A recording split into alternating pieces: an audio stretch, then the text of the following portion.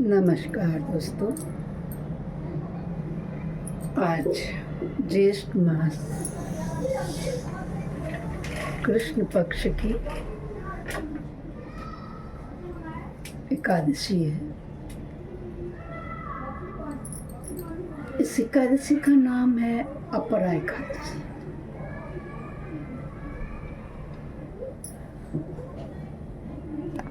अपरा एकादशी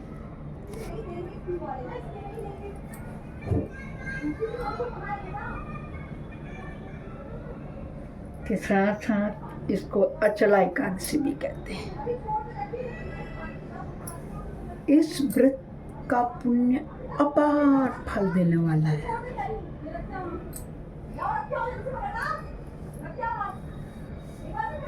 इस व्रत की कथा को भगवान श्री विष्णु ने युधिष्ठिर को सुनाया था, जो मैं आज आप लोगों को सुनाने जा रही हूँ।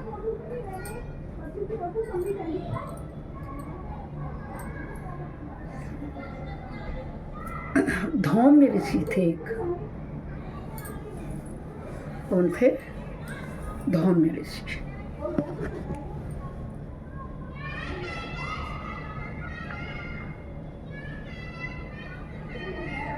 राजा महेध्वज के भाई वज्रध्वज को उसके पापों से मुक्ति दिलाने के लिए इस व्रत का महत्व है।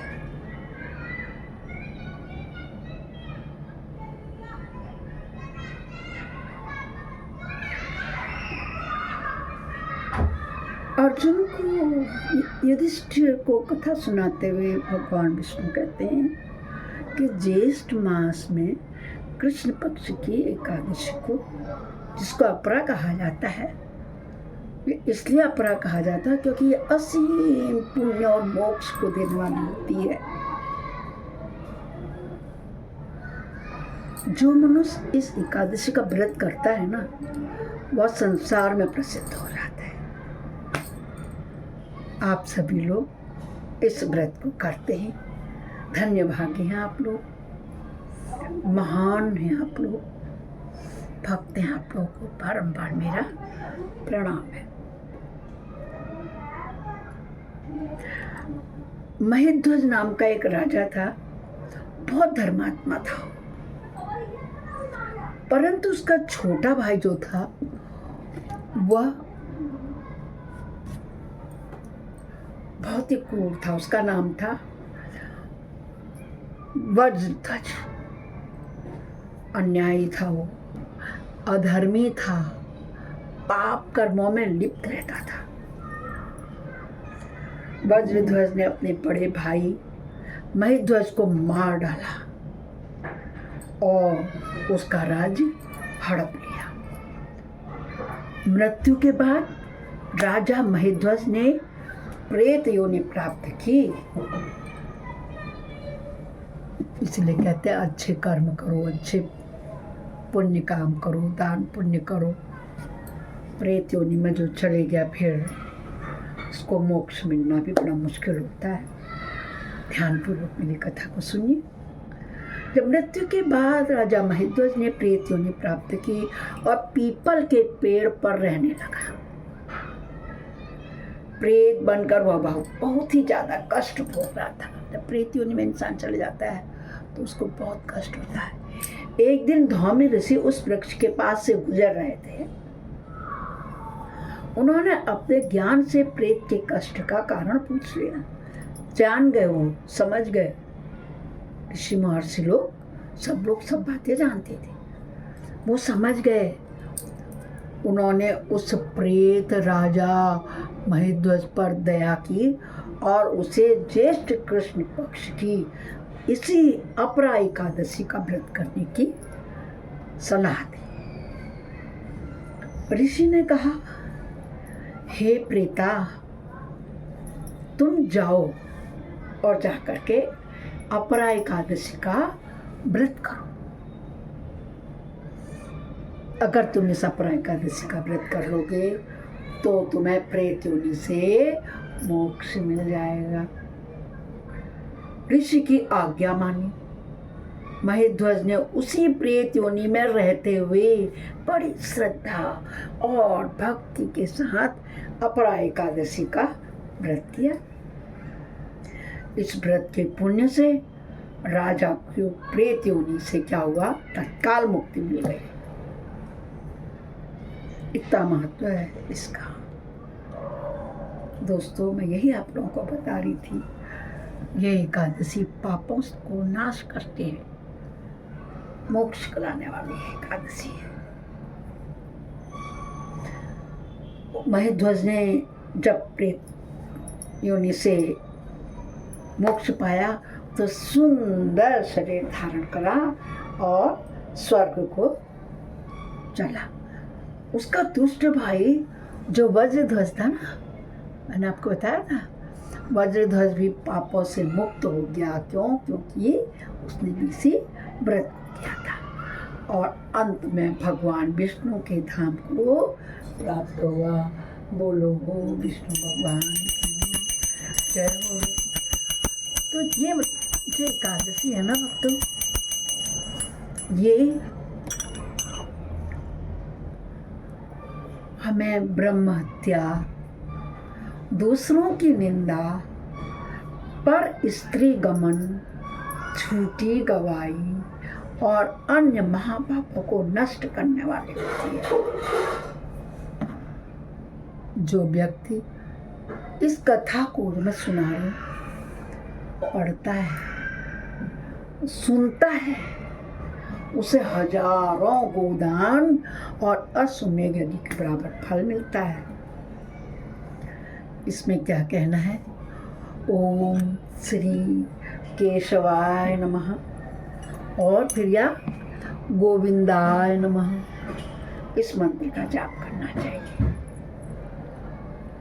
केशवाय नमः, गोविंदाय नमः। तो आइए हम इसी का जप करेंगे, भजन कीर्तन करेंगे। श्री कृष्ण गोविंद हरे मुरारे, हे नाथ नारायण वासुदेव।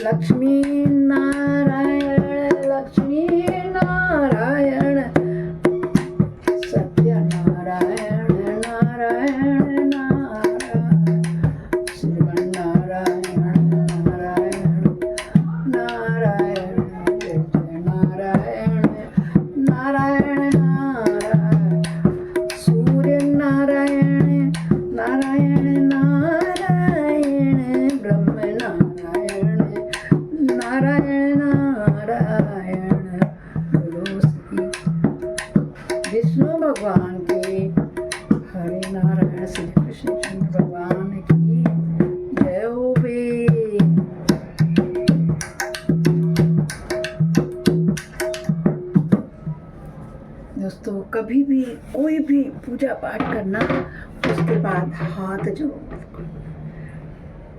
ये तो मैंने आप लोगों को कथा सुनाई, मैं पूजा आरती सब कर चुकी हूँ, है ना।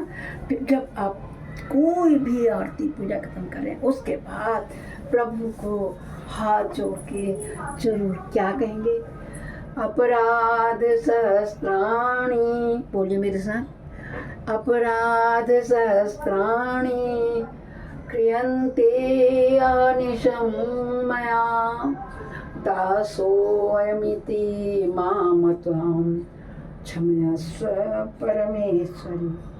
मंत्रहीनं क्रियाहीनं भक्तिहीनं सुरेश्वर यद् पूजितं मया देवे परिपूर्णं तदस्तु। इस प्रकार से आप जिस प्रकार की भी पूजा, तभी पूजा सफल होती है जब आप अपराध प्रार्थना कर लेते हैं। बोलो श्री भगवान विष्णु की जय होगी, जय जय होगी।